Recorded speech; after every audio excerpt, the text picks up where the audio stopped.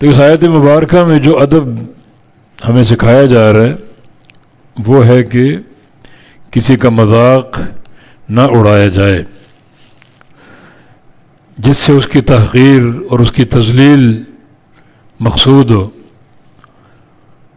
اور یہ ظاہر کرنا مقصود ہو کہ میں اونچا ہوں، بڑی شان والا ہوں اور وہ حقیر ہے، تو اس سے قرآن نے روکا۔ شریعت کی جو حکمت یا مقصد ہے وہ ہے کہ فتنوں کی سرکوبی ہو، معاشرے میں امن ہو، سلامتی ہو، سکون ہو، جھگڑے نہ ہوں۔ اگر مذاق اڑائے جائیں گے تو اس سے جھگڑے پیدا ہو سکتے ہیں، جیسے پیچھے کچھ آداب کا ذکر ہوا، اگر وہ آداب بروئے کار نہ لائیں تو ان میں بھی جھگڑوں کا اندیشہ ہے، اور پھر اللہ رب العزت نے جھگڑوں کا ذکر بھی کر دیا کہ جھگڑا اگر ہو جائے، لڑائی اگر ہو جائے تو صلح کرو، تماشے مت دیکھو، صلح کرو۔ اور یہاں بھی کچھ تدبیریں ہیں جن سے جھگڑے ختم ہو سکتے ہیں، کہ کوئی مرد کسی مرد کا مذاق نہ اڑائے، کوئی عورت کسی عورت کا مذاق نہ اڑائے، اور بعض اوقات اس مذاق میں ہم عموم کا رنگ بھر دیتے ہیں، فلاں قوم ساری ہوتی ہی ایسی ہے، فلاں قوم ساری بیوقوف ہوتی ہے، فلاں قوم ساری شرارتی ہوتی ہے، شیطان ہوتی ہے۔ تو یہ جو عام جملہ ہے اس کا معنی یہ ہے کہ آپ نے اس قوم کے ہر شخص کو، ہر مرد اور عورت کو متون قرار دے دیا، تو کیا ان سب کا حساب آپ دے سکتے ہیں؟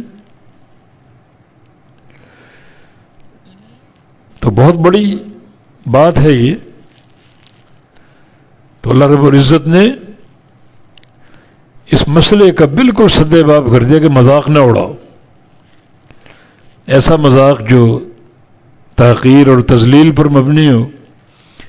اور جس سے کسی کی حقارت مقصود ہو، مذاق نہ اڑایا جائے،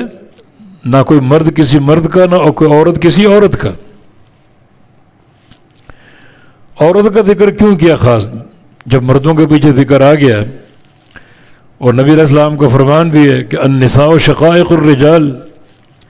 کہ شرعی احکام میں عورتیں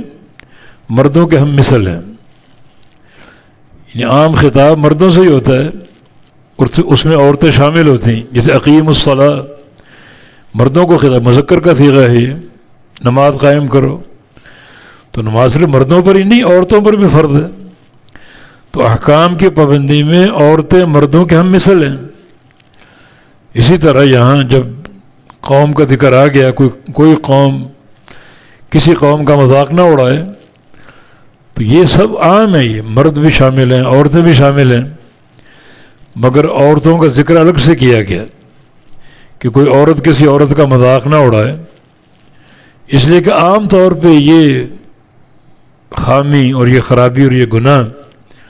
عورتوں میں زیادہ ہوتا ہے، اور ان کی زبانیں محفوظ نہیں ہوتی، ان کی زبانوں پر گالیاں اور طعنہ زنی اور پھر طرح طرح کے مذاق اور تحقیر اور تذلیل کے جملے یہ عام طور پہ عورتوں کی زبان پر ہوتے ہیں۔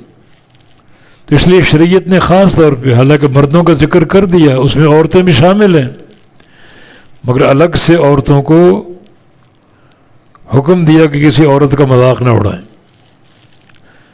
اور ساتھ وجہ بیان کی کہ ہو سکتا ہے جس کا تم مذاق اڑا رہے ہو وہ تم سے بہتر ہو، جب وہ بہتر ہوگا اور تم اس کی تذلیل کر رہے ہو تو یہ تمہاری خلاف ہے۔ واقعی یہ بات تمہارے لیے بڑے وبال کا باعث بن سکتی۔